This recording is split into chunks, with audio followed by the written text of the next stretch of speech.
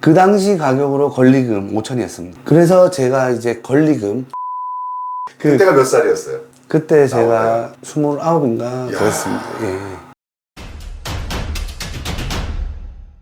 안녕하세요, 대표님. 네, 반갑습니다. 오늘은 이제 그 얘기 좀 하고 싶어요. 대표님이 예전에 200개 매장 중에서 그 모모치킨이라는 브랜드로 전국 3등까지 하신 게 있다고 하셨잖아요. 네. 그 얘기 좀 듣고 싶은데 일단 그냥 모모치킨이라고 할게요. 네. 그 모모치킨을 가맹점을 하시게 된 계기가 어떻게 되세요? 그 모모치킨을 제가 2층에서 아르바이트를 했었는데 그 아르바이트 하면서 그 치킨을 자주 시켜 먹었어요. 근데 너무 맛있더라고요. 이런 맛만 있으면 저는 장사하면 재밌을 것 같다, 잘할 것 같다 생각이 들어가지고 모모치킨에 배달만 시켜 먹다가 이제 제가 매장에 가서 한번 먹어봤는데 그 집이 생각보다 장사가 안 되더라고요. 맛은 있는데. 예. 그래가지고 이게 왜 그럴까 한번 생각을 해봤는데 제 눈에 이것이 보였습니다. 안 되는 이유가 네. 뭐였어요? 그때 기업으로 첫 번째 들어가는데 주인 아주머니는 그때 제가 처음 봤습니다. 배달을 맨날 시켜 먹었기 때문에. 아주머니를 보는 순간 너무 밝지 못하고 불친절하다는 인상을 참 많이 받았습니다.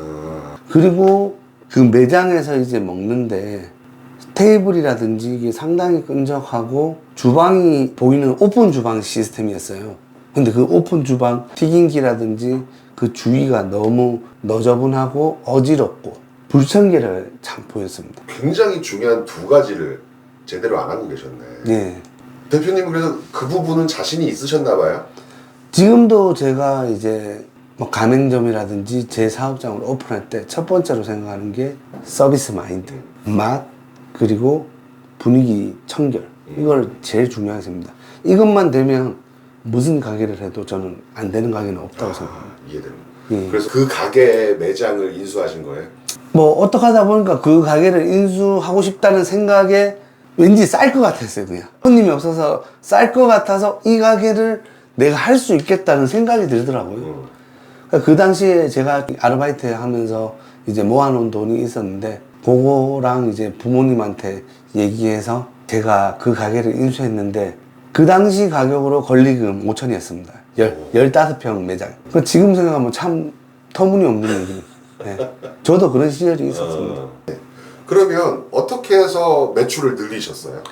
제가 권리금 5천만 원을 줬는데 인수하고 나니까 그게 전국 꼴찌 매장인 거예요. 200개 매장에서 꼴찌 매장. 예. 큰일 났네. 근데 저는 맛만 있으면 나머지 서비스는 자신 있다고 생각하고 이제 시작을 했는데 막상 또 전국 꼴찌라니까 다시 손님들을 어떻게 오게 할지 기존에 분명히 그 이미지가 있었을 텐데 그래가지고 어떻게 할까 고민을 하다가 부모님한테 조금 돈을 조금 빌려가지고 매장 분위기를 좀 바꿨어요. 그 분위기를 바꿔야지 그 손님들도 아 여기가 주인이 바뀌었다는 걸 인지할 것 같더라고. 제가 단골을 늘려야 되겠다는 생각을 많이 했어요. 단골이라는 거는 음식이 맛있고 가게 분위기가 좋기 때문에 재방문을 한다는 의미겠죠. 그래서 음식을 어떻게 맛있게 하냐 그거를 제가 고민했을 때 거기 대표 메뉴가 모모 갈비가 있었는데 갈비는 우리가 보통 소스에 찍어 먹잖아요. 근데 소스에 찍어 먹는 것보다 그 당시 때 뭐 폭립 이런 게 좀 유행이었어요. 폭립에 보면 소스를 막 뿌려서 나갔습니다. 그래서 그거를 모티브해서 제가 소스를 뿌리고 소스도 한 가지만 뿌린 게 아니고 두 가지를 뿌렸어요. 머스타드 소스, 데리야끼 소스. 갈비에 어떻게 하면 약간 무미건조한 맛을 달콤함과 감칠맛을 이제 업그레이드 시켜준 거죠. 근데 그 달콤함과 감칠맛을 추가시켜가지고 그게 약간의 그 느끼함도 줄 수 있다는 생각에 제가 거기 김치를 추가시켰습니다. 한국은 김치니까. 그러니까 어른이랑 애들 다 좋아하더라고. 신기한 게 원래 프랜차이즈 하려는 이유가 내가 메뉴 개발할 필요도 없고 편하다는 생각에 보통 프랜차이즈 가맹점을 하는데 대표님은 그럼에도 불구하고 어떻게 보면 거의 신메뉴를 또 개발을 하신 거네요. 그 당시 때는 이제 저기 이 브랜드 자체가 가맹점은 많았지만 인지도가 많이 없었어요. 그래가지고 제가 본사 지사장님한테 여쭤보니 그 정도까지는 가능하다. 왜냐면 메뉴를 업그레이드 시키는 거기 때문에. 메뉴에 대해서 그 소스 자체도 원래 본사에 있던 소스지만 제가 플레이팅만 조금 다르게 했던 것 뿐인 거죠. 그렇게 했는데 정확하게 지금 그 플레이팅의 핵심이 뭐냐 하면 철판은 달굴 수 있다. 뜨거운 음식은 뜨겁게. 그럼 철판은 보이는 건 뜨겁게 나간 다음에 소스를 뿌리면 지글지글 하면서 수증기가 나오면서 고기의 촉촉함을 더 업그레이드 시키는. 아, 그 원래 메뉴는 달궈지진 않았는데 그걸 일부러 달궈서 막 갓 익힌 비주얼까지 딱 잡으신 거네요. 예, 그거를 하게 된 이유가 손님이 저한테 얘기를 하시더라고. 이거 구워놓은 거 아니냐고. 저희 본사 시스템이 굽는데 20분 정도가 걸려요. 예, 미리 손님이 올 걸 예측하고 구워놔야 되는데 그 예측이라는 자체가 예측일 뿐이지 정답이 될 수는 없잖아요. 그래서 그 손님에 대한 클레임을 귀담아 듣고 개선하게 된 거죠. 그렇게 해서 매장 분위기도 바꾸고 네. 맛있는 메뉴를 개발해서 드리고 또 그렇게 손님들을 잘 대해 주셨다면서요? 그 재방문이라는 건 맛도 중요하지만 그 손님이 그 가게에 와서 느끼는 감정이 상당히 중요하다고 생각합니다. 그 오시는 손님들이 저희는 20대부터 뭐 50대 다양했습니다. 20대한테는 같이 뛰어 놀아주고 게임을 한다든지 뭐 퀴즈를 내가지고 맞추면 서비스. 그리고 걔네들은 열정이 넘쳤잖아요. 이제 뭐 술 먹다가 뭐 달리기를 해서 제가 운동을 좋아했습니다. 그래서 저도 된다는 생각으로 했어요.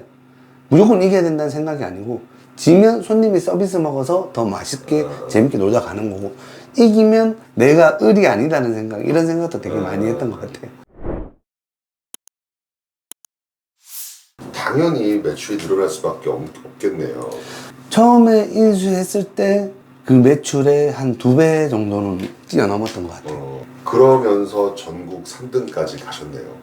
예, 그런데 이제 문제는 1등하고 2등 매장이 100평이라는 거였습니다. 대표님 매장은? 저희 매장 15평밖에 안 됐죠. 이거를 어떻게 극복할까? 장애물을 이제 극복해야 되니까. 그때도 안 된다는 생각은 없었습니다. 무조건 해야겠다. 그래서 이제 제가 주위 매장을 둘러보니 테이크아웃이랑 그리고 딜리버리 배달 하는 매장들이 많더라고. 우리 매장에도 이거 도입하면 되겠는데? 그냥 똑같이 도입하는 것보다는 좀 특별하게 도입해야 되겠다. 고민을 해보니까. 지금은 흔하지만은 그 당시에는 없었던 거. 테이크아웃 하면 할인. 그리고 지금은 또 배달의 민족이나 이런 데 보면 원이 생겨서 배달을 빨리 가잖아요. 네. 그 당시 때는 그런 게 없었어요. 그래서 저는 그걸 생각했습니다. 배달을 빨리 가려면 기사랑 참 친해야 돼요. 기사들한테 저는 500원씩 더 줬습니다. 시급을 500원, 1000원씩 더 줬어요. 그러니 기사들은 배달을 빨리 가고. 그 당시 때는 배달 대행도 없었어요. 저희 직원들한테 시급을 더 준 거죠. 그리고 바쁘면 옆가게 직원까지 꼬셔가지고 그거 돈 주고 보냈습니다. 하고자 하는 의지가 있으니까 방법이 생기는 거네. 그러니까요. 그걸 하다 보니까 제가 100평 매장을 꺾었습니다. 와, 대박. 2등 매장을 제쳤어요. 야, 그렇게 잘 되는 매장을 지금은 안 하고 계시잖아요. 그 이유가 뭐예요? 제가 그때 그 열정으로 1등을 향해 진짜 열심히 하고 있었습니다. 동네에서는 거의 핫플레이스였죠. 줄 서서 먹었으니까. 저한테 막 가맹 문의도 들어오고. 본점도 아닌데 가게 문의가 들어오고. 예. 그래서 저도 이제, 내가 본사가 됐다고 저도 착각을 할 정도로 문의가 너무 많이 들어왔어요. 그래서 저는 그걸 받아가지고 본사에게 다 연결을 시켜줬고, 그분들이 장사를 해서 다 대박이 났습니다. 그런데 이제 본사에서는 저한테 이제 소개시켜주면서 너무 많이 늘어나니까 제가 문득 생각이 드는 게, 제가 가려고 하는 자리까지 하나씩 생기더라고요. 그거는 계약 위반 아니에요?